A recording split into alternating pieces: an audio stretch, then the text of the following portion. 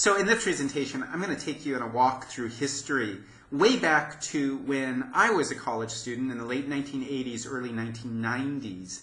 And at that point, there was this real push to clamp down on hate speech. The concern, and it was a legitimate concern, was that hate speech that would target individuals for whatever reason, maybe their race, their gender, their sexual orientation, whatever it was, that could create a hostile environment and make it hard for such students to study, to get an education. And the mandate of any university is to provide an education to all of their students. And so if some students aren't able to get an education because of that kind of hostile environment, then it makes sense the university should clamp down on it. And so the idea was that they would make this part of the student code of conduct, and they would enact these speech codes. And the idea then was to prevent hate speech, and if students violated the speech codes, they could be expelled. So let's look at how these were worded. We'll start with the University of Michigan. And so the University of Michigan's speech code goes like this. The University of Michigan speech code prohibited individuals from stigmatizing or victimizing individuals or groups on the basis of race, ethnicity, age, marital status, handicap, or Vietnam-era veteran status. The next one is the University of California, Berkeley, which has a quite involved one. So I'll read through this. This is quoted directly from that speech code. This is from Robin Lakoff, who actually was a professor at the University of California, Berkeley at the time.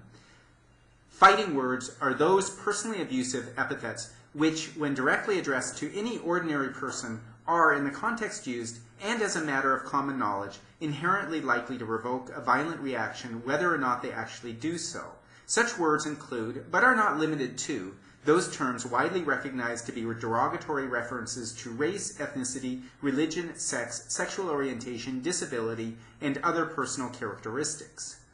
Fighting words constitute harassment when the circumstances of their utterance create a hostile and intimidating environment which the student uttering them should reasonably know will interfere with the victim's ability to pursue effectively his or her education or otherwise to participate fully in university programs and activities. And let me read you what Lakoff has to say about that. I'm going to read this directly. So Lakoff's observation is that this code is both as clear as it could be and full of murk. And we'll talk about that a little bit more, both the clarity and murk that goes into these. And pay attention to that aspect of them as we continue, and I'll come back to address it at the very end. So the next one is from the University of Wisconsin.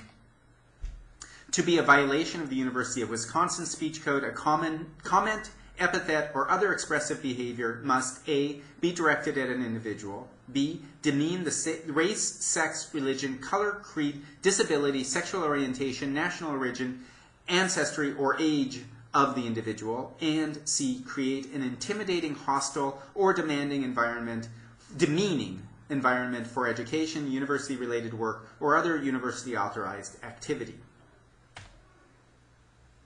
After that, we get Central Michigan University, and here the speech code at Central Michigan University forbade any intentional, unintentional, physical, verbal, or nonverbal behavior that subjects an individual to an intimidating, hostile, or offensive educational, employment, or living environment by demeaning or slurring individuals through written literature because of their racial or ethnic affiliation, or using symbols, epitaphs, slogans that infer negative connotations about an individual's racial or ethnic affiliation. So, ironically, the university's code of conduct included a couple of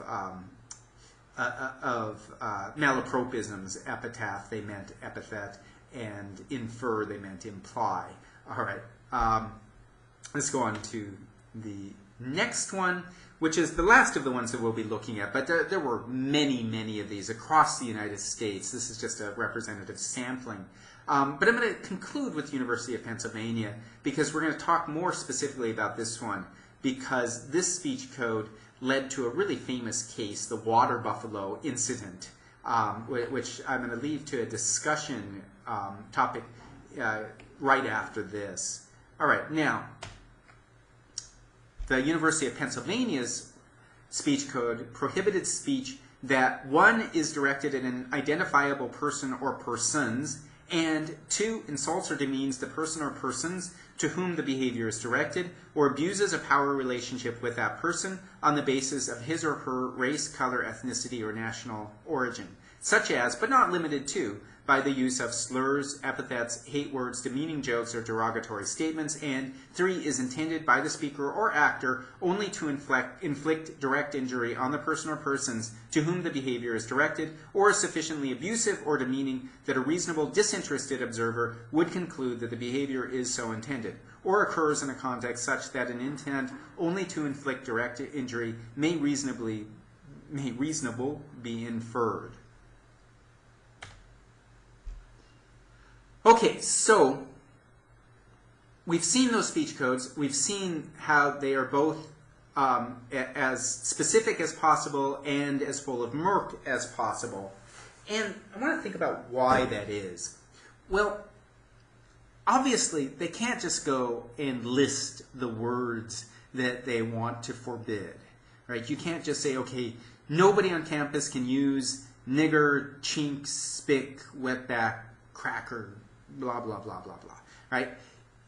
The reason we can't do that is, we've seen this repeatedly, that words aren't always used in a negative way. They may have a negative meaning, but they're not always used that way, right? So the usage, the communication can be different. And so we don't want to forbid people from using them altogether. Or from, for example, a class like this one of being able to actually talk about the words. So we can't restrict it from being spoken at all. Or imagine, like with nigger, that you've got African American students on campus who may use it without inflicting injury. And so you can't be so specific. You've got to be a little bit vague in this way. But at the same time, you've got to be specific enough that it's clear what you're talking about, right? And things get complicated because language is so versatile and so adaptable that we can invent slurs on the fly.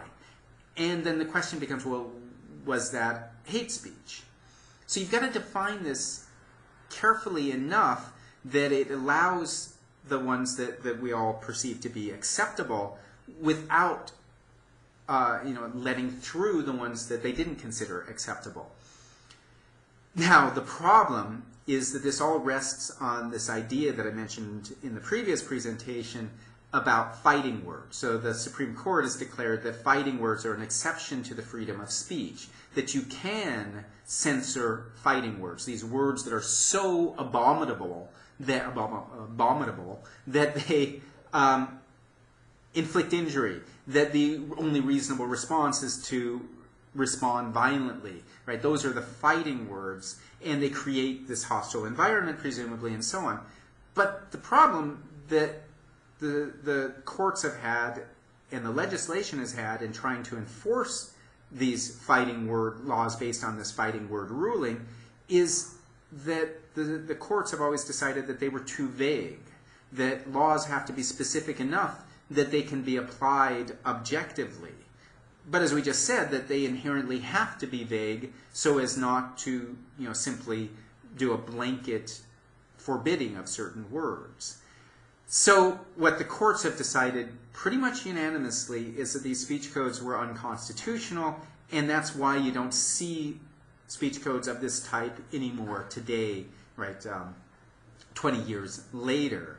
So we're going to be looking in the next discussion into a specific case that points at just how complicated enforcing a speech code could be, and points to the writing on the wall of why they were declared to be unconstitutional.